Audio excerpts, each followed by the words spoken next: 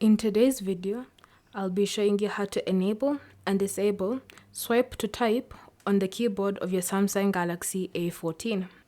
So first, you should notice that when you go to type something out, you can't swipe while typing. So to turn that feature on, simply go to Settings, scroll down until you find General Management, and under General Management, assuming you're using the default keyboard, select Samsung Keyboard Settings.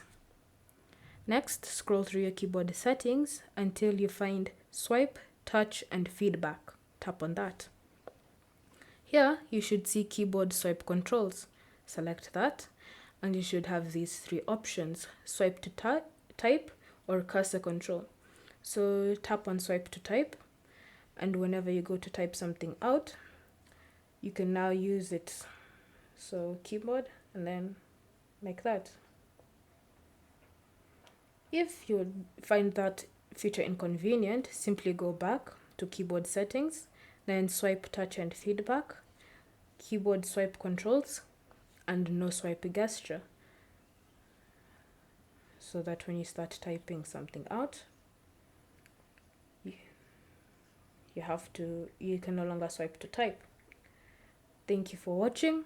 If you have any questions or comments, leave them down below and we'll get back to you.